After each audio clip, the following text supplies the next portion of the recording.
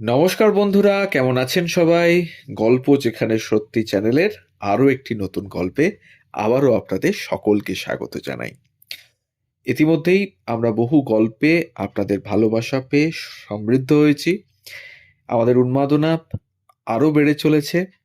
তাই গল্প শুরু করার আগে আবারও মনে করিয়ে দিই, যারা প্রথম আমাদের চ্যানেলে গল্প শুনছেন তারা দয়া করে আমাদের চ্যানেলটিকে সাবস্ক্রাইব করে নেবেন এবং বেল আইকনটিকে প্রেস করতে ভুলবেন না, যাতে পরবর্তী গল্প খুব তাড়াতাড়ি আপনাদের কাছে পৌঁছে যায় তার জন্য। আর আমাদের গল্প যদি এতটুকু ভালো লেগে থাকে তাহলে একটু কাছের মানুষদের সাথে শেয়ার করে দেবেন আমাদের গল্পগুলো। নেপথ্যের শিল্পী বলেই জানতেন কিভাবে নিজেকে ক্যামেরার ফ্রেমের এক কোণে সরিয়ে রাখতে হয়। তার মৃত্যুর প্রায় 30-এরও বেশি বছর পার করেও নেপথ্যেই থেকে গিয়েছেন তিনি। এমনকি ঠিক কতগুলো চলচ্চিত্রে তাকে দেখা গিয়েছে সে বিষয়েও সঠিক কোনো তথ্য জানা যায় না। কেউ হিসাব করে দেখিয়েছেন 50টি, কারো মতে কোনোভাবেই 100টির বেশি নয়। তবে বাংলা সিনেমার 100 বছর পূর্তিতে পশ্চিমবঙ্গ সরকারের পক্ষ থেকে যে আর্কাইভ তৈরি করা হয়েছিল তাতে সর্বমোট 115টি ছবির নাম পাওয়া যায়, যেগুলিতে অভিনয় করেছিলেন বঙ্কিম ঘোষ। হ্যাঁ, আজকের গল্প এই বঙ্কিম ঘোষকে নিয়ে। বঙ্কিম ঘোষ এক অনালোচিত অভিনেতা, যিনি 2022 সালে নীরবে পার করলেন তার জন্ম শতবার্ষিকী। সিনেমা জগতের কেউই মনে করলেন না তাকে, বা কেউ কেউ গোপনে মনে করে থাকতে পারেন, সেটা হয়তো আমাদের জানা নেই। কিন্তু গল্প হলেও সত্যি ছবির সেই স্কুল মাস্টার সেজো বাইটিকে সত্যি কি ভোলা যায়? সেজদার চরিত্রে তিনি প্রতিটি বাঙালির মনে এক আইকনিক মুখ। কি বলিষ্ঠ তার অভিনয়! স্বর্ণযুগ থেকে 9-এর দশক অবধি বহু ছবিতেই তিনি অভিনয় করেছেন দারুণ দক্ষতার সঙ্গে। কিন্তু এমন একটি রত্ন অভিনেতা কখনোই কদর পেলেন না ফিল্ম সমালোচকদের কাছে। অনুপ কুমার, রবি ঘোষের জমানাতেই বঙ্কিম ঘোষের অভিনয় সাম্রাজ্য, কিন্তু তিনি সেই অর্থে প্রচারের আলো পাননি। হরেক রকমের চরিত্র করেছেন, কখনো ভিলেনের চরিত্র, কখনো কমেডিয়ানের চরিত্র। তবে কুচক্রী ও লোলুপ ভিলেন চরিত্রেই তিনি কিছুটা টাইপকাস্ট হয়ে গিয়েছিলেন শেষের দিকে।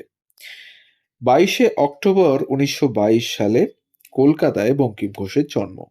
ওরিয়েন্টাল একাডেমি থেকে পড়াশোনা শেষ করে ভর্তি হন কলকাতার সিটি কলেজে। অভিনয় প্রীতি ছোট থেকেই, এবং পড়াশোনা শেষ করার আগেই মঞ্চে চলে আসা। আনন্দ ভারতী, ভারতীয় গণনাট্য সংঘ, রূপকার এবং আনন্দলোক সহ তৎকালীন বিভিন্ন নাটকের দলে তিনি অভিনয় করেছেন। বঙ্কিমের এই অভিনয় প্রীতি তার বাড়ির লোকেরা মোটেই ভালো চোখে দেখতেন না, এবং অভিনয়ে চালিয়ে যাবেন বলেই বাড়ি ছাড়তে হয় বঙ্কিম ঘোষকে। তবে অভিনয়কে একমাত্র পেশা তিনি করেননি। দিনের পর দিন পার্শ্ব চরিত্রে অভিনয় করেও হাল ছাড়েননি। অভিনয়ের প্রতি তীব্র ভালোবাসা আঁকড়ে আজীবন বেঁচে গেছেন। বাড়ি ছেড়ে বেরিয়ে আসার পর প্রথম দিকে Grindlays and company, Jadavpur university, Indian airlines এবং কলকাতা হাইকোর্ট চত্বরেও বিভিন্ন জায়গায় তাকে চাকরিও করেছেন বেশ কিছু বছর ধরে। কারণ ফিল্মে বা নাটকে অভিনয় করে তার সেই মাপের রোজগার হয়তো হতো না।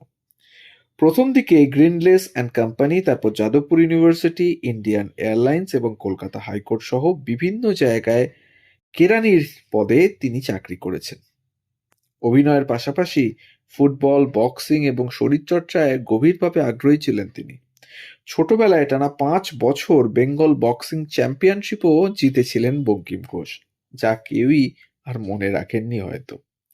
তবে রবি ঘোষ বা বঙ্কিম ঘোষের মতো বলিষ্ঠ অভিনেতারা ব্যায়ামবিদ ছিলেন, এটা সত্যি। কিন্তু ওদের নায়কোচিত চেহারা বা সুন্দর মুখশ্রী না হওয়ায় কখনো নায়ক চরিত্রে অভিনয়ের সুযোগ ঘটেনি হয়তো। অবশেষে 1948 সালে বিখ্যাত পরিচালক হেমেন গুপ্তার হাত ধরে বাংলা চলচ্চিত্রে অভিষেক হয় বঙ্কিম ঘোষের। ছবির নাম ভুলি নাই। নিতান্তই একটি ছোট্ট ভূমিকা, তবুও প্রতিবেশী হেমেনবাবুর প্রস্তাব ফিরিয়ে দেননি তিনি। অভিনয়ের যতটুকু সুযোগ পেয়েছেন ততটুকুকেই সবটুকু উজাড় করে দিয়েছেন এই অভিনেতা। এর প্রায় এক দশক পর 1961 সালে সুশীল ঘোষের দিল্লি থেকে কলকাতা চলচ্চিত্রে একটি গুরুত্বপূর্ণ চরিত্রে অভিনয়ের সুযোগ পান বঙ্কিম ঘোষ। এই ছবিতেই দক্ষ অভিনয়ে বঙ্কিম ঘোষ প্রথম নজর কাড়েন পরিচালক মহলে। সত্যজিৎ রায়ের সঙ্গে কাজ করেছেন চারুলতা এবং চিড়িয়াখানা চলচ্চিত্রেও। 1966 সালে তপন সিনহার বিখ্যাত ছবি গল্প হলেও সত্যিতে তার অনবদ্য অভিনয়, শরীরী ভঙ্গি আজও দর্শকদের চোখের পলক ফেলতে দেয় না। এই ছবিতে রবি ঘোষ, ভানু বন্দ্যোপাধ্যায়ের মতো নামজাদা অভিনেতাদের সঙ্গে রীতিমতো কাঁধে কাঁধ মিলিয়ে অভিনয় করেছিলেন বঙ্কিম ঘোষ। এছাড়াও বিজয় বোস, পরিমল ঘোষ, নিরঞ্জন দের মতো পরিচালকের সঙ্গে অসংখ্য ছবিতে কাজ করেছেন তিনি। দীর্ঘ ৪৪ বছরের অভিনয় জীবনে সঙ্গত করেছেন উত্তম কুমার, সৌমিত্র চট্টোপাধ্যায়, ভানু বন্দ্যোপাধ্যায় সহ অসংখ্য নামকরা অভিনেতাদের। কখনো খলনায়কের ভূমিকায়, কখনো আবার কমিক চরিত্রে বরাবর নিজেকে প্রমাণ করে গিয়েছেন তিনি। তবে তার সেরা কাজ সত্যি তপন সিংহের গল্প হলেও সত্যিতে। একান্নবর্তী পরিবারের সেজ খোকা তিনি, স্কুল মাস্টার, ভারতী দেবীর মতো অভিনেত্রী বঙ্কিম ঘোষের স্ত্রীর চরিত্রে অভিনয় করেন সেই ছবিতে। এবং বঙ্কিম ঘোষের বিখ্যাত সংলাপ সেই ছবিতে ছিল, কলতলায় আমি পা পিছলে পড়লে তোমাদের এই সেজ বউ ছাড়া আমাকে তো আর কেউ তুলতে আসবে না। ছবিতে ছায়াদেবী ছিলেন তার বড় বৌদি। ছায়াদেবী, রবি ঘোষ, ভানু বন্দ্যোপাধ্যায়ের মতো অভিনেতাদের সঙ্গে সমান টক্কর দিয়ে অভিনয় করে মন জিতে নেন বঙ্কিম ঘোষও। স্নেহময় ভৃত্যের ভূমিকায় নজর কেড়েছিলেন বাবা তারকনাথ ছবিতে। সাপে কাটা বিশ্বজিৎকে বাঁচাতে সুধা সন্ধ্যা রায় শুধু বাঁকে মানে কাঁধে বাঁক প্রতিব্রতা স্ত্রীর প্রমাণ দেননি, বঙ্কিম ঘোষ তারকনাথের মন্দিরে ঘণ্টা বাজিয়ে মাথা ফাটিয়ে ফেলেছিলেন প্রায়। এক অনবদ্য মর্মস্পর্শী অভিনয়। স্বয়ংসিদ্ধা ছবিতে বঙ্কিম ঘোষের বাগানে মিঠু মুখার্জির ফল চুরি করতে যাওয়ার মজার দৃশ্য, আবার মিঠু মুখার্জির শেষ ছবি আশ্রিতাতেও বঙ্কিম ছিলেন। মিঠুর লিপে লতা মঙ্গেশকরের আজা নয় রাজা, আনি নয় রানী গানে বঙ্কিম ঘোষ আর মনোজ মিত্রের অভিনয় ৯-এর দশকে সবার মন জয় করে নিয়েছিল। পরবর্তীকালে শিশু অধিকার নিয়ে একচেটিয়া লড়াই করেছেন তিনি। যুক্ত ছিলেন জাতীয় সংঘ নামে একটি শিশু কল্যাণ গোষ্ঠীর সঙ্গেও। 1992 সালের ৩রা জুন মাত্র ৭০ বছর বয়সে প্রয়াত হন এই স্বনামধন্য অভিনেতা। মৃত্যুর আগেই অভিনয় করেছিলেন ঋতুপর্ণ ঘোষের হীরের আংটি ছবিতে। বড্ড আগেই চলে গেছেন তিনি, তাই আর ওই তার কাজের মূল্যায়ন হয়নি। তবু নতুন ধারার পরিচালকের ছবিতেও তিনি তার অভিনয়ের চিহ্ন রেখে গেলেন। হীরের আংটির সময় ঋতুপর্ণ ঘোষকে কি কেউ চিনত? বোধহয় না। সেটাই প্রথম ছবি ছিল তার। কিন্তু বঙ্কিম ঘোষ নবাগত পরিচালককেও ফেরাননি।